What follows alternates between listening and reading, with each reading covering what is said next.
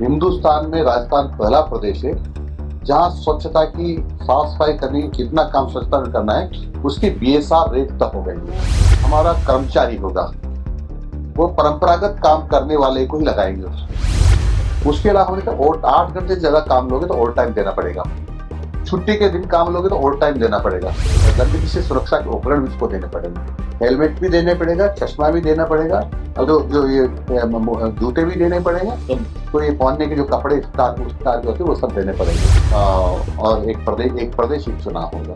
जैसे one nation one election या government करने जा रही है, ऐसे हमारे जो स्टेट के चुनाव होते हैं उनके बारे में ऐसा सोच रहे हैं। वो किसी न किसी माध्यम से आना तो जनता का ही, ऐसा नहीं कि साहब या कोई प्रधानमंत्री जी के यहाँ या मुख्यमंत्री जी के यहाँ पेड़ लगाओ।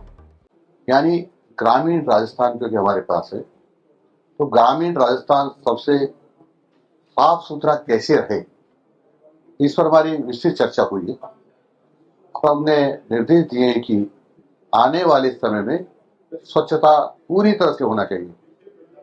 मैं ये कहने में मुझे गर्व महसूस हो रहा है कि हिंदुस्तान में राजस्थान पहला प्रदेश है जहां स्वच्छता की साफ सफाई करने की कितना काम स्वच्छता में करना है उसकी बीएसआर रेट तक हो गई है।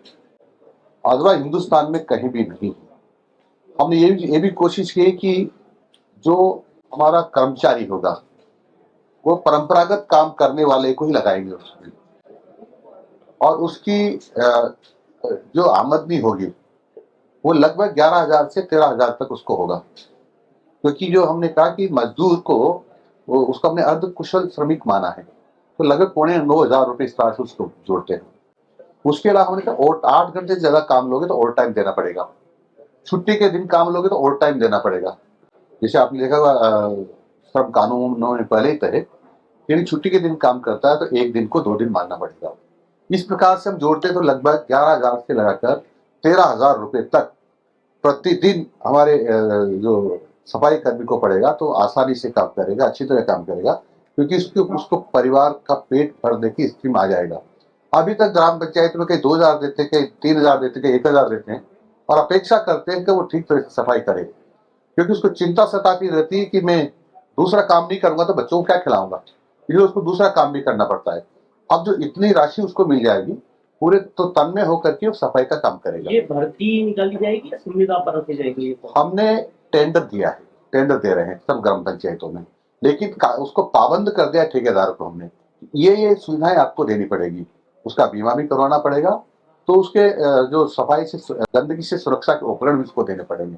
हेलमेट भी देने पड़ेगा, चश्मा भी देना पड़ेगा और जो ये जूते भी देने पड़ेंगे। तो ये पहनने के जो कपड़े कार जो होते हैं वो सब देने पड़ेंगे।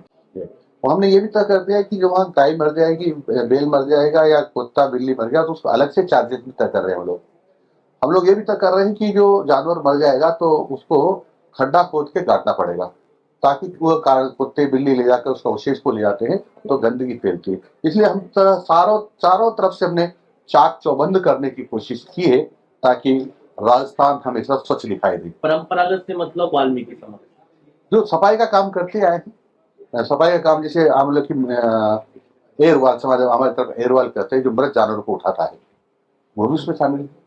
मंत्री जी, पंचायत समिति के चुनाव को लेकर क्या कुछ है, क्योंकि सरपंच कूच करने के लिए वो बोल रहे हैं जयपुर कुछ चाहता है, सरपंच कूच करने के लिए बहुत सारी जनता जयपुर की तरफ कूच करती है, आती है, कई काम होते हैं, प्रशासक लगाने का विरोध करती है। ये हमारे मंत्रिमंडल निश्चय करेगा, मैं अकेला निर्णय नहीं करता इसके ऊपर। नहीं, मतलब इसमें क्या एक प्रदेश एक चुनाव कराने की कवायद के तौर पर देखा जाए? ये तो सैद्धांतिक रूप से बातचीत हो रही कि एक चुनाव और एक प्रदेश एक चुनाव होगा। जैसे one nation one election India government करने जा रही है, ऐसे हमारे जो स्टेट के चुनाव होते हैं उनके बारे में ऐसा सोच रहे हैं। तो निकायों के साथ पंचायती राज, निकायों के साथ पंचायत राज भी होगा, अभी जो सोचा है, और उसका कोऑपरेटिव का भी हो सकते हैं। प्रशासक लगाना तय है क्या? प्रशासक अभी मैंने कहा ना, घुमा के पूछ रहे हो, दोबारा भूल जाओ आप। हमने कहा कि मंत्रिमंडल तय करेगा। मतलब प्रधानमंत्री का दौरा, मतलब शिक्षा संकुल में आने का, विद्या संस्था केंद्र का उद्घाटन की बात कर रही है कि कब तक? देखो, हम चाहते हैं कि सभी शिक्षकों का हम यहाँ से मॉनिटरिंग कर सकें, सभी स्कूलों का मॉनिटरिंग कर सकें, और इस प्रकार से एक केंद्र हमारा बनाया जा रहा है और क्योंकि माननीय प्रधानमंत्री जी इसमें काफी रुचि रखते हैं, तो हमारा प्रस्ताव है कि माननीय प्रधानमंत्री जी और इसका उद्घाटन करें। 9 तारीख को आ ही रहे हैं प्रधानमंत्री जी, क्या उस दौरान तक अभी मैंने कहा ना, प्रस्ताव फाइनल कर रहे हैं, माननीय प्रधानमंत्री जी से बातचीत हो रही, माननीय मुख्यमंत्री जी क्या क्या कार्यक्रमों में भाग लेंगे। किस तरह का सेंटर बनाया गया, वैसे उसको रिलेटेड कर दीजिए थोड़ा सा। एक तरह से बिल्डिंग तो बनी हुई, शिक्षा संकुल में होगा, एक तरह से उसका उद्घाटन करना है कि लोग कैसे मॉनिटरिंग होगा, कैसे क्या होगा, सब कुछ इसका करना है। वैसे प्रदेश में एक समान परीक्षा होने जा रही है अर्धवार्षिक से, शुल्क बढ़ा दिया गया, निजी स्कूल विरोध कर रहे हैं, हालांकि मान्यता रद्द करने की बात भी कही गई है। देखो, कोई शुल्क नहीं बढ़ाया है, इतना ही बढ़ता है जैसे हर साल कर्मचारियों का महंगाई का वेतन महंगाई भत्ता बढ़ता है, इतना होता है, तो छोटा मोटा तो करना पड़ेगा ना। कागज का भाव बढ़ जाता है और भाव बढ़ जाता है, कर्मचारी की तनख्वाहें बढ़ जाती है, तो कोई विशेष नहीं बढ़ाया है। लेकिन निजी स्कूल जब पालना नहीं करता है, जैसे हम कोशिश कर रहे हैं पालना करें, पालना नहीं करेंगे तो उससे बच्चों को ठीक प्रकार से पढ़ाई नहीं हो पाती है। हम सब शिक्षकों से सब संचालकों से भी बार बार संपर्क भी करते हैं, उनसे मिलते भी हैं, वो भी हमसे मिलते हैं, और काफी विद्यालय इसकी पालना कर रहे हैं। कुछ हो सकते हैं बड़े लोग जिनको डर नहीं हो के बारे में कौन कार्रवाई करेगा, लेकिन उनको डर निकाल देना चाहिए। सरकार पालना कराना जानती है। हम निःशुल्क शिक्षा दे रहे हैं, निःशुल्क यूनिफॉर्म दे रहे हैं, मिड डे मील दे रहे हैं, फिर ये जो एग्जाम का जो समान पात्र, ये समान परीक्षा जो हम करा रहे हैं, इसका शुल्क 40 रुपए दिया जाना उचित? 40 रुपए अर्धवार्षिक परीक्षा के, और ये जो 10th और 12th के एग्जाम होंगे उसके प्रत्येक छात्र से लिए जाएंगे सरकारी स्कूलों में। देखो,